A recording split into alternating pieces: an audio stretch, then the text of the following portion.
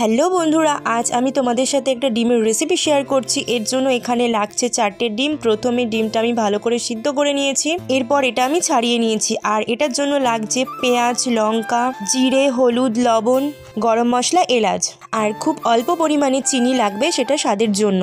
আর এখানে আমি আদা, জিরে, রসুনের একটা পেস্ট বানিয়ে নিয়েছি। এরপর ডিমে খুব ভালো করে হলুদ লবণ মাখিয়ে নিচ্ছি। আর এদিকে দেখো কড়াইতে তেল গরম হয়ে গেছে, আর আমি এক এক করে ডিমগুলো ছেড়ে দিচ্ছি। আর এখানে আমি 4টে ডিম নিয়েছি, তোমরা চাইলে আরও বেশি ডিম নিতে পারো, মানে যে যেমন খাই তেমন। এরপর আমি ডিমটা খুব ভালো করে উল্টে পাল্টে ভাজতে থাকবো। আর গ্যাসটা কিন্তু একদম আস্তে করে দিয়েছি। আর আমি কি বানাচ্ছি সেটাই তো তোমাদের সাথে বললাম না। আজ বানাচ্ছি ডিমের কষা, এটা কিন্তু খেতে খুব ভালো হয়। এদিকে ডিম ভাজাটা হতে থাক। আর ডিমের কষা বানানোর জন্য আলু দেওয়া লাগে না, কিন্তু যেহেতু আমি আলু খেতে পছন্দ করি তাই আমি এখানে 2 পিস আলু দিচ্ছি। তার জন্য আলুটা কেটে ধুয়ে পরিষ্কার করে নিয়েছি। এরপর আমি এটাতে হলুদ আর লবণ মাখিয়ে নিচ্ছি। আর এদিকে দেখো আমার ডিম ভাজাটা প্রায় হয়ে এসছে। এরপর এটা আমি নামিয়ে নেব। এই যে সমস্ত ডিমগুলো নামিয়ে নিচ্ছি। এরপর আমি ওই তেলেই 2 পিস আলু ভেজে নিচ্ছি।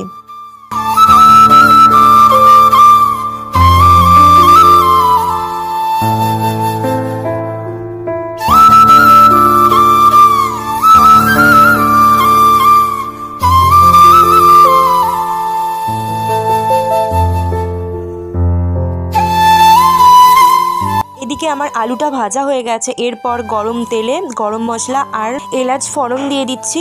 এরপর আমি অল্প জিরে দিচ্ছি। এরপর সমস্ত কুচনো পেঁয়াজগুলো দিয়ে দিচ্ছি।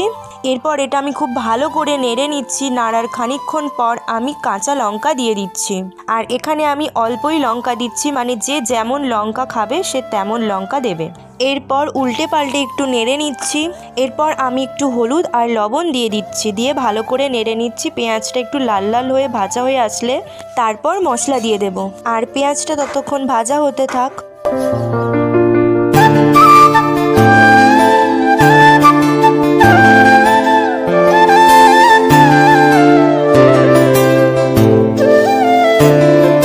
পেঁয়াজটা ভাজা হয়ে এসছে। এরপর আমি অর্ধেক টমেটো দিয়ে দিচ্ছি, দিয়ে এটা ভালো করে একটু নেড়ে নিচ্ছি। এরপর টমেটোটা একটু নরম হয়ে আসলে আমি মশলাটা দিয়ে দেব। একটু নেড়ে নিচ্ছি। এরপর দেখো আগে থাকতে করে রাখা মশলাটা দিয়ে দিচ্ছি। এরপর আমি মশলাটা খুব ভালো করে নাড়তে থাকবো। আর মশলাটা যতটা ভালো করে কষানো হবে ততই কিন্তু খাবারের টেস্ট আসবে।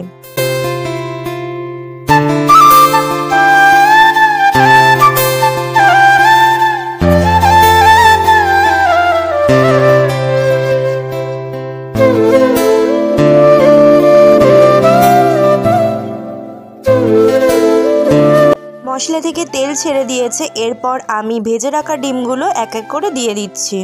দিয়ে এরপর এটা খুব ভালো করে উল্টে পাল্টে নেড়ে নেব খানিকক্ষণ। এরপর দেখো ডিমটা একটু ভালো করে কষিয়ে নিচ্ছি। যেহেতু এটা ডিমের কষা বানাচ্ছি ওর জন্য এরপর খুব সামান্য দেখো জল দিয়ে দিচ্ছি। এরপর একটু নেড়ে নিচ্ছি, নেড়ে একটু ঢাকা দিয়ে রেখে দেবো কিছু সময়ের জন্য। দেখতেই পাচ্ছ ঝোলটা এখন ফুটছে। ঝোলটা যেহেতু একটু কমে এসছে, এরপর স্বাদের জন্য খুব অল্প পরিমাণে চিনি দিয়ে দিচ্ছি।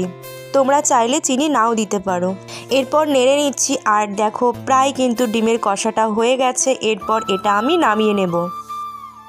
এরপর ডিমের কষাটা নামিয়ে নিয়েছি। আর উপর থেকে ধনেপাতা কুচি আর কাঁচা লঙ্কা দিয়ে দিয়েছি। আর কি বলবো, ডিমের কষাটা খেতে কিন্তু দারুণ লাগে এইভাবে বানালে। আর তোমরা দেখতেই পাচ্ছ কালারটা কিন্তু দারুণ এসছে। তোমরা একদিন বাড়িতে এইভাবে ডিমের কষা বানিয়ে দেখো, খুব খুব ভালো লাগবে খেতে। এটা গরম ভাতের সাথে বা রুটির সাথেও ভালো লাগে। তোমরা একবার বাড়িতে এইভাবে ডিমের কষা বানিয়ে দেখো, সত্যিই খুব ভালো লাগে খেতে। আর কোনো কিছু রান্না করার পর খেয়ে যখন কেউ বলে খুব ভালো হয়েছিল, তখন রান্না করার ইচ্ছেটা কিন্তু আরও বেড়ে যায়। আর আমার নিজেরই খুব ভালো লেগেছিল ডিমের কষাটা খেতে। কথাই বলতে গেলে ডিমের কষাটা খেতে কিন্তু দারুণ দারুণ হয়েছে। তোমরা কি কেউ এর আগে এইভাবে ডিমের কষা বানিয়েছো? বানিয়ে থাকলে অবশ্যই কমেন্ট করবে। ভিডিওটা ভালো লাগলে লাইক করে চ্যানেলটা সাবস্ক্রাইব করে দেবে। দেখা হচ্ছে নেক্সট কোনো ভিডিওতে।